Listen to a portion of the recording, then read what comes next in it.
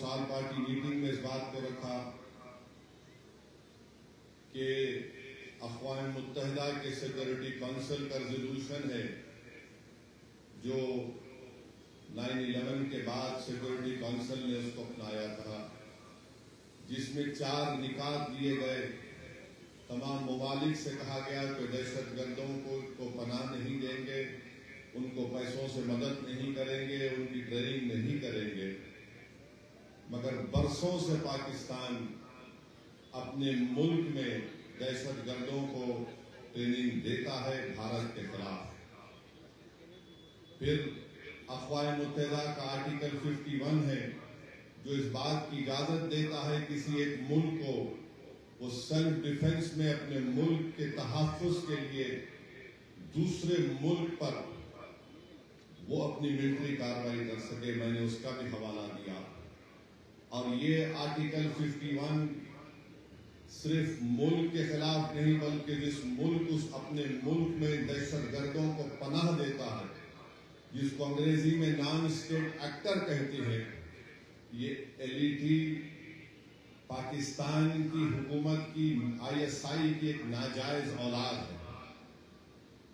اور پھر آپ یہ بھی جانتے ہیں کہ ہمارے بھارت کے سنویدھان میں آرٹیکل 355 ہے جو اس بات کو کہتا ہے کہ مرکزی حکومت کی ذمہ داری ہے کہ کسی ریاست میں اگر باہر سے حملہ ہوتا تو اس کو روکے، اور بین الاقوامی قانون ہم کو اس بات کی اجازت دیتا ہے کہ ہم پاکستان کی ایئر فورس، پاکستان کی نیوی کا بلاکیٹ کریں، اور کرنا بھی چاہیے۔ ہم کو اس بات کی اجازت دیتا ہے کہ ہم انٹرنیٹ کا ان کا اس کو جیم کریں، ہیکنگ کرائیں ہمارے ایتھیکل ہیکرز کے ساتھ جو اس ملک میں بڑے پیمانے پر ہیں۔ میں مرکزی حکومت سے اس بات کا مطالبہ کرتا ہوں، بھارت کے وزیر اعظم سے، کہ وہ فائنینشیل ایکشن ٹاسک فورس ہے جس کو FATF کہتے ہیں، حکومت کی ذمہ داری یہ ہے کہ پاکستان کو گرے لسٹ میں ڈالے FATF کی، اور اسی طریقے سے ان کو معاشی طور پر پاکستان کو ہم کمزور کرنا بہت ضروری ہے۔ اور جو لوگ آج پاکستان میں بیٹھ کر بکواس کرتے ہیں، میں ان سے کہنا چاہ رہا ہوں کہ آپ بھارت سے آپ کا وقت آدھا گھنٹے پیچھے ہے۔ اب جیسا یہاں 6:15 ہو رہے ہیں، وہاں پر 6:45 ہو رہے ہیں، مورو آدھا گھنٹہ پیچھے نہیں ہے، وہ آدھی صدی بھارت سے پیچھے ہے۔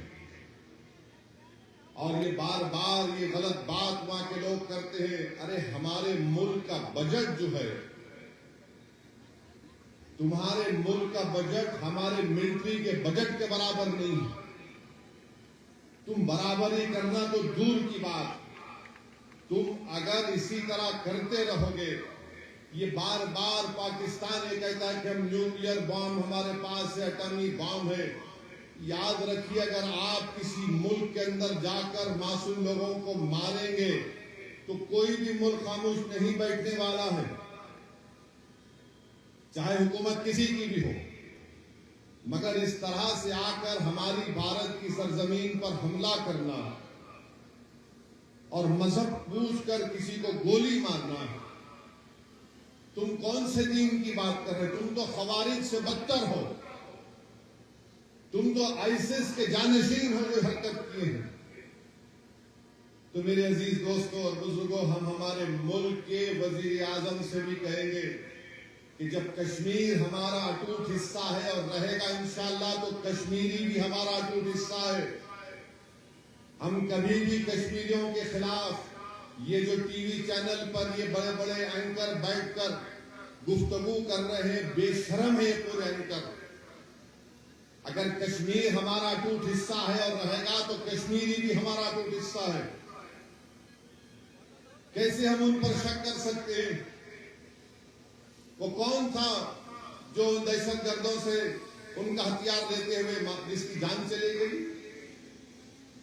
وہ کون تھا جو اپنے کندھے پر زخمی لوگوں کو بٹھا کر 40 منٹ چل کر نیچے لے کر آیا؟ وہ کون تھا؟ وہ کشمیری تھا جو ایک معصوم بچے کو اٹھا کر اس کی جان بچا رہا تھا۔